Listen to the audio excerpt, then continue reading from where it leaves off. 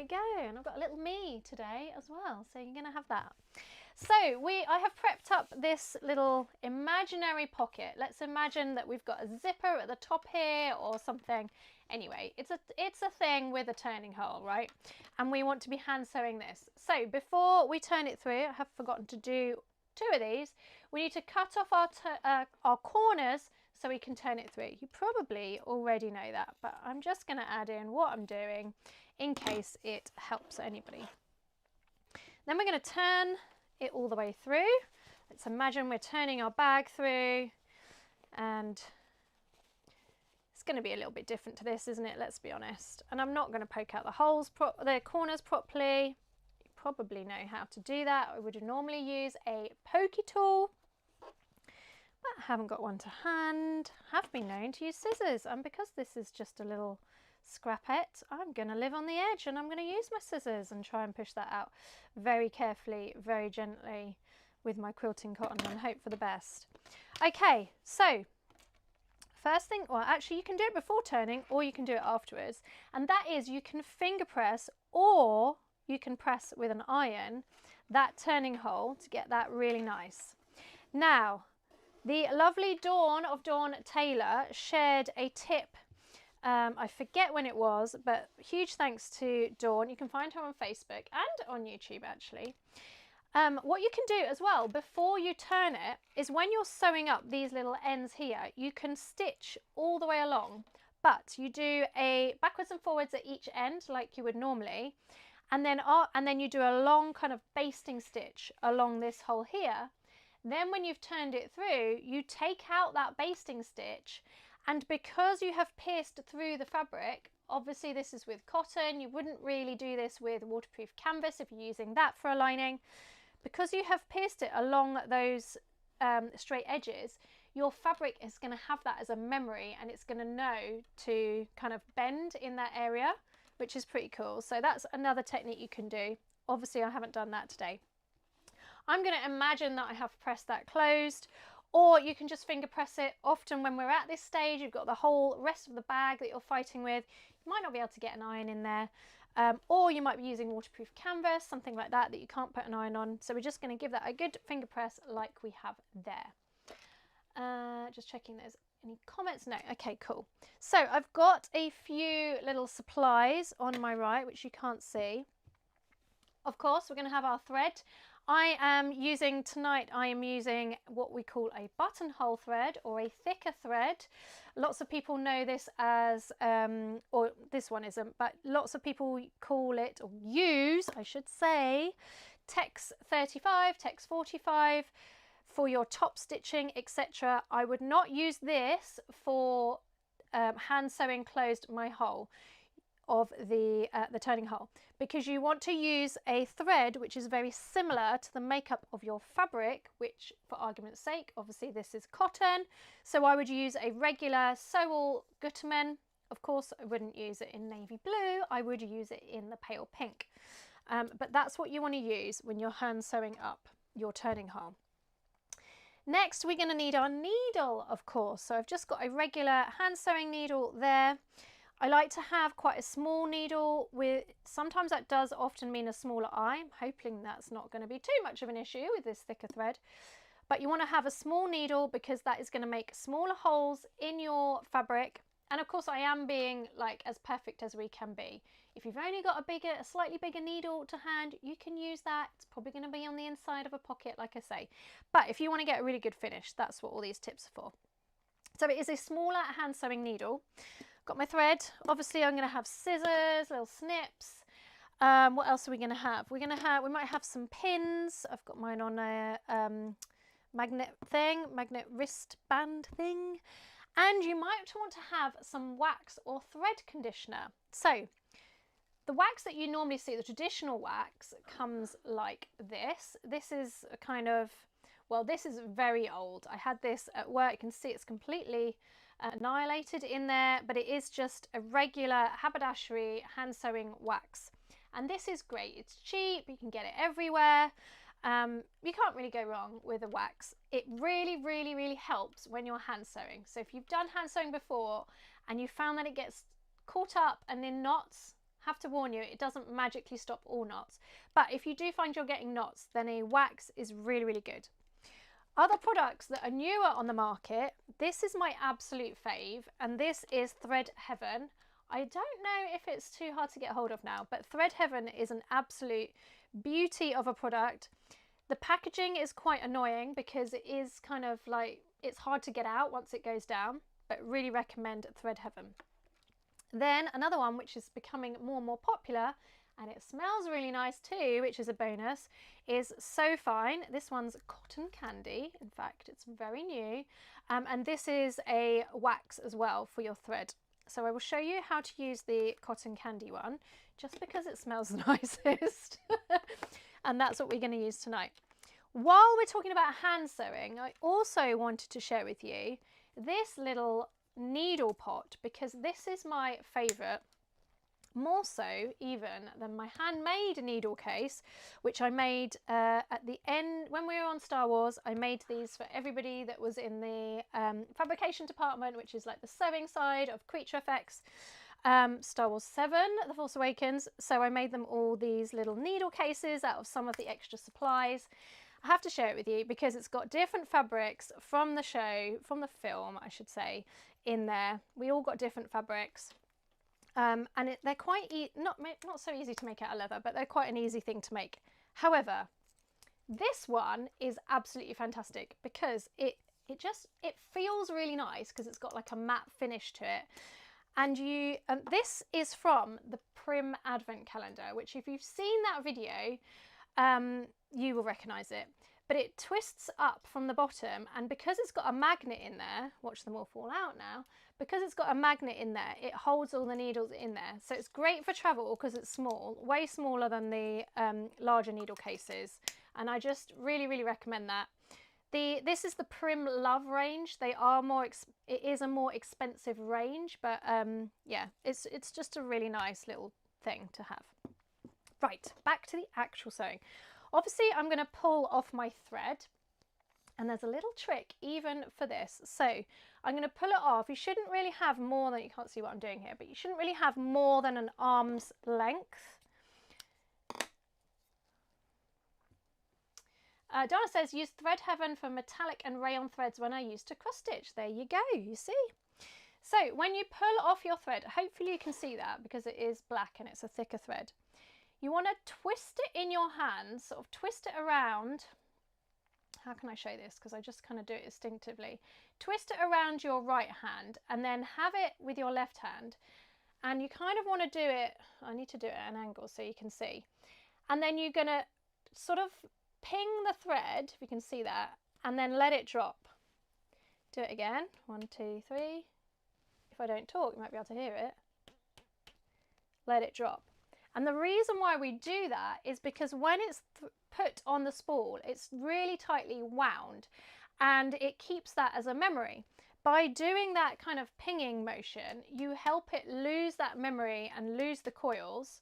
It still is, you know, coily, for want of a better word, but it does help with that. Next, I'm going to take my thread gloss or my wax, and I'm just going to pull it through. When using this So Fine or even the Thread Heaven, I just sort of push my thumb into the wax and then pull the thread through it. And you can sort of see it become, I don't know if you saw that, but it comes unwound as you pull it through. Do it a second time. It smells so good.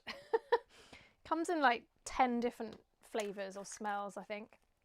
But anyway, and you know, these are more expensive. The So Fine, I think So Fine is like £6 or £7, and it's kind of like, oh my gosh, that's quite expensive. But this is going to last you pretty much forever. The smell might go, but it's going to last you, you know, unless you lose it, of course. There's that. So now my thread is hopefully decoiled and it's got wax on it. I'm going to lick the end, you know, that's just what we do, isn't it? And then thread the needle, and hopefully the eye of this needle isn't too minute without sticking my head in front of underneath the camera. Pull that through. It is a bit on the wee side. Let's see. Nah, I have a feeling it's not going to let me, and I didn't really think about that with the thread choice. Let me find a bigger needle. That's a little bit annoying, but it is what it is. Right, we've got a larger needle, so never mind. You're going to use a thinner thread, so you're not going to have that issue. And I may have to go from the other end now that I have, oh, the joys of sewing live, isn't it really? Let's try this other end. There we go. I cut the thread and hold it out and it uncoils very easily. That's good. That's good. But the little kind of pingy uncoiling technique works quite well. I've just done that knot really quickly and I didn't show you, did I? But how I do a knot is I go around my finger, twist. Let me do that again. Around my finger, twist, and then it gets stuck in my nail. And then use my middle finger to pull it down and make a knot. I'm going to do it again because I'm hoping the first two knots join together, and they kind of didn't. But anyway, there's a knot for us. I'm going to go in through, wax is sticking to my fingers. I'm going to go in through my project and come out so that it is just past that hole, and I'm going through inside within the layers. So I'm going with like just past this top seam allowance kind of thing. Pull the thread out and my knot is nicely in there. Now for an added bit of stability, especially if you are using a thicker thread, you can of course burn the ends when you're doing top stitching. But what I like to use, and when we're in the costume world with costumes that we definitely do not want to come unravelled, and that's just completely gone everywhere, but that's fine. This is fray check, and what's quite funny about this stuff is that because we used it so much, I learned about it and used it so much as a trainee on Harry Potter, it just takes me immediately back there. So that's always it's a fun thing for me because it kind of got such a distinctive smell. But that is Prim Fray Check. It's completely clear and see-through. And if you're doing any particularly strong hand sewing, so if you're hand sewing up shoes or something like that that's gone, and you don't want to burn the threads because you're worried that the fabric's going to catch fire, something like that, that Fray Check is absolutely brilliant. It will stop your knots coming undone, especially if you're using like a waxed thread or a thicker thread. I'm just going to check the comments, which is slightly out of view. Bear with. There we go.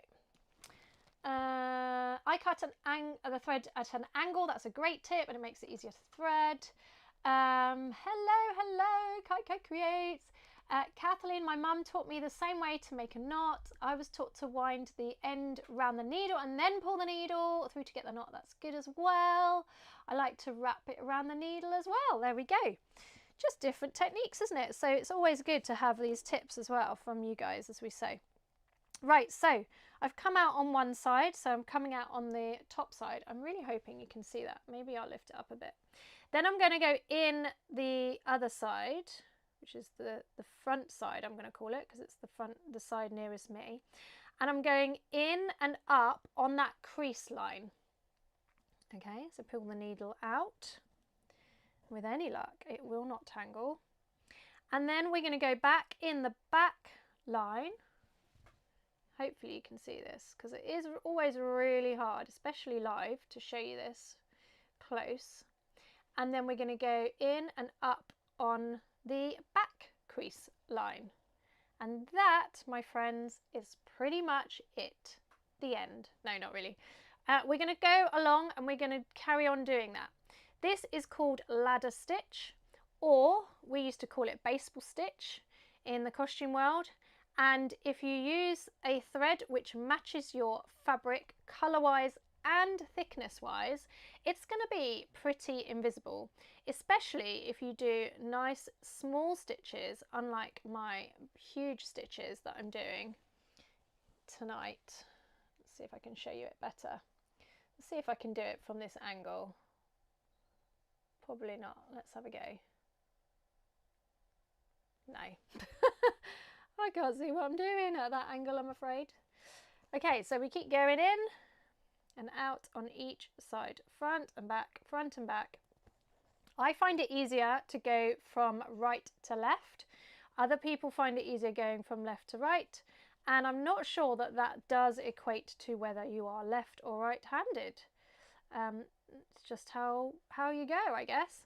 But you can see that having that creased line at the beginning, the finger pressing or the iron pressing is going to help you to do that nice and neatly. I'm finding it hard as well because it's a thicker needle, which, as I said earlier, it's easier, it's better to use a finer needle, and you're going to find it easier to sew too.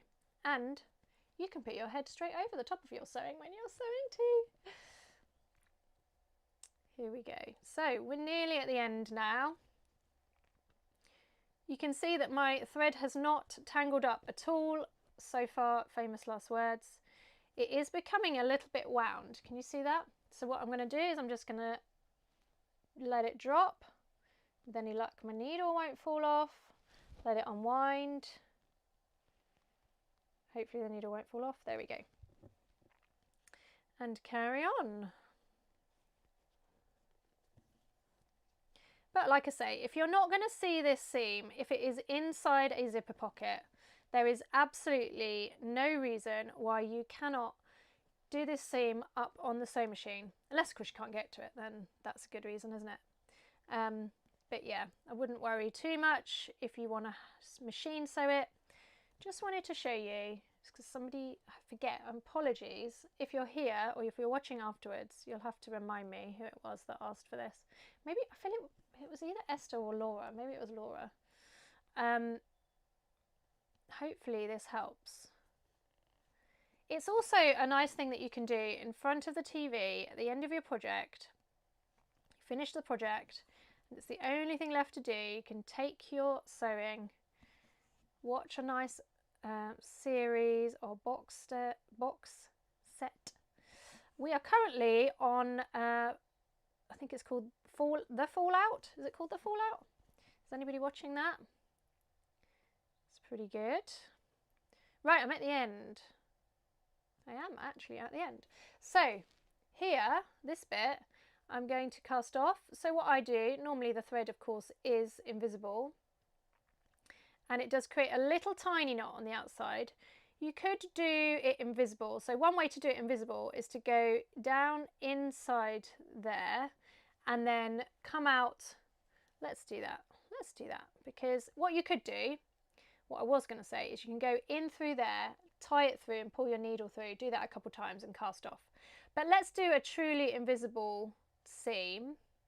Let's go back in through that hole that we just made, and we're going to come out somewhere less obvious on that other corner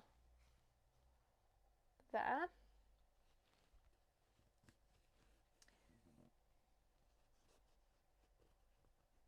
My neighbour used wax and I just wished I paid more attention to what she was doing. Oh, Anita says, I do that ladder stitch a lot when I make the dolls and in my other projects. Yes, I imagine you do when you're making dolls, for sure.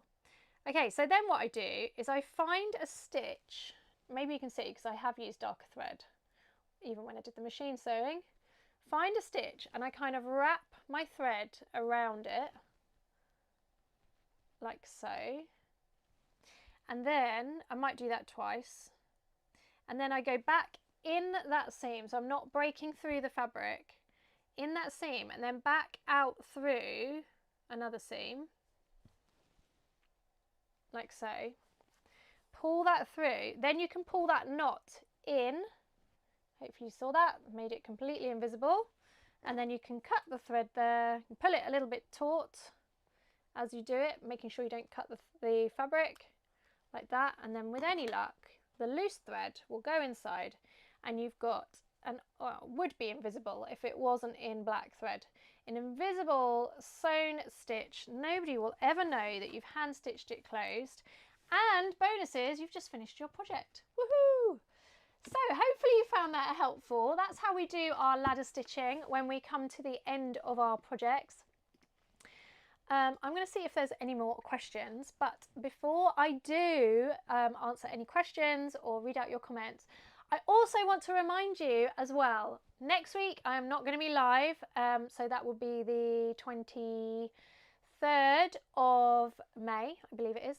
But the following week I am going to be live, and we are going to be doing our monthly May bag news roundup. So hopefully you can join me. It'd be great if you can join me live. If not, don't worry, it stays on the channel. You can watch whenever you like. You can go back and watch the previous lives. Maybe you'll find a new bag pattern that you're interested in, or find out some new bag news that you hadn't heard about. Every Thursday, the last Thursday of the month, I should say, last Thursday of the month at 8 p.m. UK time, I'm now doing a bag making news roundup. So if you are a designer watching this, or a tester watching this, feel free to email me, info@studio7t7.co.uk. Let me know about your upcoming release so I can include it. And I do scour the internet looking for new releases and things too. So I've round them all up for you and show you all the new stuff, tell you about what's going on with Studio 77, new patterns as well. So be sure to check that out. That is going to be on the, I think it's the 29th or the 30th of May, whichever that falls on a Thursday. You can find the lives all scheduled on my channel. I do try to schedule them in advance so you know where to find it. Set the notify little bell and you will get a notification from YouTube as well. Okay, everybody, I think that's it. I just checked that there's any comments. Oh, I sometimes use Fabri-Tac to close along hand sewing, sewing alongside hand sewing the gap. Oh, cool, that's cool as well. Very nice. Can you come and sew up my bags? Don't know about that, Jill. Thanks, Susan. Thanks, Esther. All right, I hope you found that useful. If you have, don't forget to share it. Hit the thumbs up, like button. And if you haven't subscribed, where have you been? Do hit that subscribe button. And hopefully I will see some of you in Sewcation Sin City in June in Las Vegas. Have a great week, everybody. 2 weeks. Have a great 2 weeks. I shall see you back here end of May for our bag making news.